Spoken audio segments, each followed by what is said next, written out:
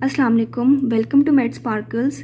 Today the topic to be discussed is medicinal chemistry of acyclovir. acyclovir basically एक antiviral drug है जो herpes simplex virus में use किया जाता है. इसके अलावा जेमसाइक्लोविर, फॉस्करनेट और वेलासाइक्लोविर जो कि एसाइक्लोविर का प्रो ड्रग है उसको भी हर्पी सिम्प्लेक्स वायरस में यूज़ किया जाता है. इसके इंट्रो में 2 पॉइंट्स है. पहला पॉइंट ये है कि वेलकम रिसर्च लैब्स ने इसको 1974 में डिस्कवर किया था. इसके अलावा एसेंशियल मेडिसिन लिस्ट जिसको EDL भी कहते हैं उसमें ये इंक्लूडेड है. अब एसेंशियल मेडिसिन कौन सी मेडिसिन हैं? ये वो मेडिसिन हैं जो प्रायोरिटी हेल्थ के नीड्स ऑफ पॉपुलेशन को सेटिस्फाई करती हैं.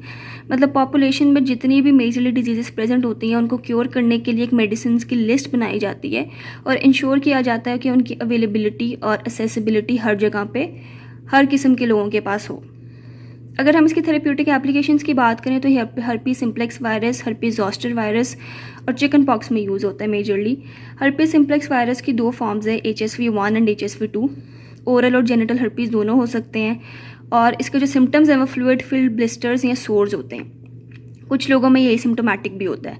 हर्पी ज़ॉस्टर वायरल डिजीज़ और चिकन पॉक्स वेरिकोला ज़ॉस्टर वायरस कॉज करता है और चिकन पॉक्स में मेजरली रेड बम्प्स बन जाते हैं all over the body. Fever होता है, एपेटाइट लॉस होता है. मेजरली ये चिल्ड्रन में होता है, एडल्ट्स में भी होता है लेकिन मेजरली चिल्ड्रन में चिकन पॉक्स होता है. अब एसाइक्लोविर की एक इम्पॉर्टेंट बात ये है कि डायग्नोसिस के विदिन 24 आवर्स इसके एडमिनिस्ट्रेशन को इंश्योर किया जाए. अगर हम इसके मैकेनिज्म की बात करें तो ये प्रो ड्रग है. प्रो ड्रग वो ड्रग होती है जो बॉडी के बाहर इनएक्टिव होती है और बॉडी में कुछ स्टेप्स या फेजेस से गुजरने के बाद एक्टिवेट होती है. उसकी जो मॉडिफाइड फॉर्म होती है वो एक्टिवेट होती है और वो मैकेनिज्म ऑफ एक्शन अपना परफॉर्म करता है और डिजीज़ को क्योर करता है. अब एसाइक्लोविर के केस में 3 फॉस्फोराइलेशन स्टेप्स होते हैं. मतलब ये सबसे पहले मोनोफॉस्फेट, फिर बाईफॉस्फेट और उसके बाद ट्राईफॉस्फेट जो इसकी एक्टिव फॉर्म है उसमें कन्वर्ट होता है. लेकिन ये सिर्फ वायरल सेल्स में एक्टिव होता है.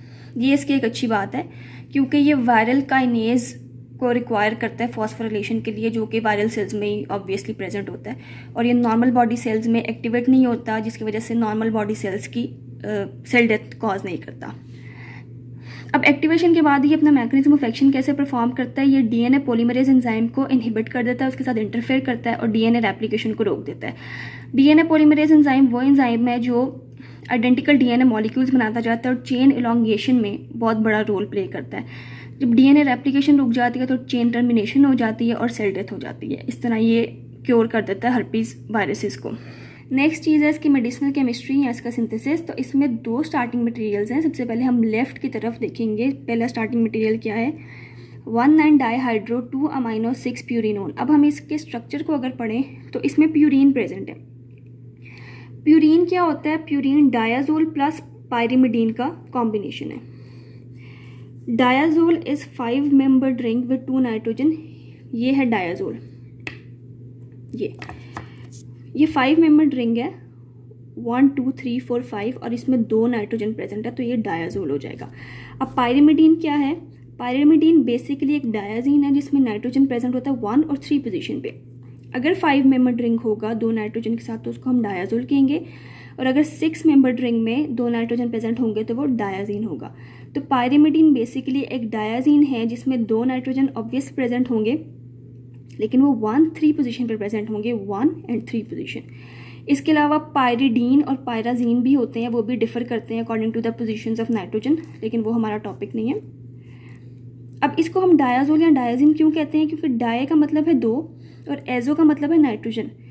तो इसमें 2 नाइट्रोजन प्रेजेंट है. अब अगर हम बात करें कि गुआनिन क्या है, अब ये हमने पढ़ लिया कि ये प्यूरीन है. प्यूरीन पे 2 सब्स्टिट्यूशंस जब लग जाती हैं, 2nd पोजीशन पे अमाइनो ग्रुप और 6th पोजीशन पे कीटो ग्रुप, ये कीटो ग्रुप, तो उसको हम कह देते हैं ये गुआनिन है. अब अमाइनो ग्रुप को नाइट्रो के साथ कंफ्यूज नहीं करना. नाइट्रो ग्रुप होता है NO2 और अमाइनो ग्रुप इज NH2. तो इस तरह इसकी अगर हम नेमिंग करें तो 1 पे और 9 पे हाइड्रोजन प्रेजेंट है और 2 बन के हाइड्रोजन तो हम इनको कहेंगे 1,9 डाईहाइड्रो. 2 पे अमाइनो प्रेजेंट है और 6 पे प्यूरीन प्रेजेंट है. 6 प्यूरिनोन मतलब 6 पोजीशन पे कीटो ग्रुप प्रेजेंट है तो हमने इसको मिला के कह दिया 6 प्यूरिनोन. इसको हम गुआनिन भी कह सकते हैं क्योंकि हमने पहले पढ़ा है कि प्यूरीन पे अगर 2 सब्स्टिट्यूशंस लगी हों, 2 पे अमाइनो और 6 पे कीटोनिक ग्रुप लगा हो तो हम इसको गुआनिन कह देते हैं। अब हम चलते हैं दूसरे स्टार्टिंग मटेरियल पे, 2 एसीटेट इथॉक्सी मिथाइल एसीटेट। अब जहाँ पे भी कॉर्नर्स बने हो इस तरह, तो उसका मतलब है कि ये CH2 है। इसकी हमने नंबरिंग की यहाँ से 1 और 2। अब इसका नाम क्या है, 2 acetate ethoxy methyl acetate. 2 position पे एसीटेट लगा हुआ, ये ACO मीन्स एसीटेट। एसीटेट को अगर हम खोल के लिखें तो CH3COO होता है, और इसको हम मिथाइल कार्बोनाइल भी कह सकते हैं। अगर इसमें से हम एक ऑक्सीजन रिमूव कर दें तो वो एसिटाइल ग्रुप बन जाता है। अब 2 पे एसीटेट लगा हुआ है और इथॉक्सी मिथाइल। इथॉक्सी का मतलब है यहाँ पे CH2, यहाँ पे CH2 और यहाँ पे O, तो ये ईथर ग्रुप बन जाएगा ROR। ये है इथॉक्सी, CH2 CH2O, तो ये बन जाएगा इथॉक्सी। और यहाँ पे मिथाइल ग्रुप लगा हुआ है और यहाँ पे फिर एसीटेट लगा हुआ है, तो 2 एसीटेट इथॉक्सी मिथाइल एसीटेट इसका पूरा नाम है। अब हम बात करते हैं इसके सिंथेसिस के स्टेप्स के। तो इसके 2 स्टेप्स हैं, बहुत इजी स्टेप्स हैं। अगर आपको ये स्ट्रक्चर्स याद हो गए हैं तो वो कोई मुश्किल बात नहीं है। सिंपली हमने इन 2 स्टार्टिंग मटेरियल्स का रिएक्शन करवाना है और 9 पोजीशन पे आके ये वाला जो फंक्शनल, ये वाला जो पूरा स्ट्रक्चर है वो आके अटैच हो जाएगा। और इसमें से अगर आप नोट करें तो एक हाइड्रोजन था, 1,9 डाईहाइड्रो था, वो हाइड्रोजन रिमूव हो गया और एसीटेट यहाँ से रिमूव हो गया, तो वो बेसिकली CH3COOH बना देगा। तो जब ये यहाँ पे अटैच हो गया, इसलिए मैंने इसको रेड से बनाया ताकि ये डिफ्रेंशिएट करे कि यहाँ पे ये आके अटैच हुआ है। तो ये 1,9, अब ये यहाँ पे डाईहाइड्रो क्यों लगा हुआ है, हालांकि यहाँ पे हाइड्रोजन रिमूव हो गया, तो इसका IUPAC नेम ही इस तरह है, 1,9 डाईहाइड्रो। 2 पे अमाइनो है, 9th पोजीशन पे हमारे पास एक और आके स्ट्रक्चर लग गया, तो हमने इसको ब्रैकेट में लिख दिया है। 9th पोजीशन पे ये पूरा स्ट्रक्चर है, 2 एसीटेट, 2 पे एसीटेट है इथॉक्सी मिथाइल। अब एसीटेट रिमूव हो गया तो हम एसीटेट नहीं लिखेंगे, 2 एसीटेट इथॉक्सी मिथाइल, और 6 पे वैसे ही प्यूरिनोल।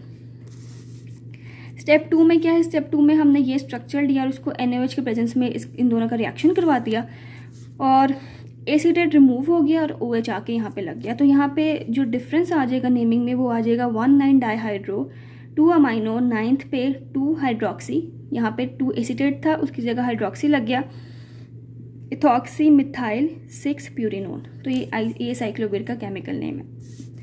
2 स्टेप्स हैं। फर्स्ट स्टेप में ये दोनों स्टार्टिंग मटेरियल्स रिएक्ट करेंगे, 9th पोजीशन पे आकर ये पूरा स्ट्रक्चर लग जाएगा और यहाँ से हाइड्रोजन रिमूव हो जाएगा और यहाँ से एसीटेट रिमूव हो जाएगा। स्टेप 2 में जहाँ पे एसीटेट लगा हुआ है वहाँ पे हाइड्रोक्सिल ग्रुप लग जाएगा, तो ये साइक्लोवीर बन गया। अगर हम इसके SAR की बात करें, SAR बेसिकली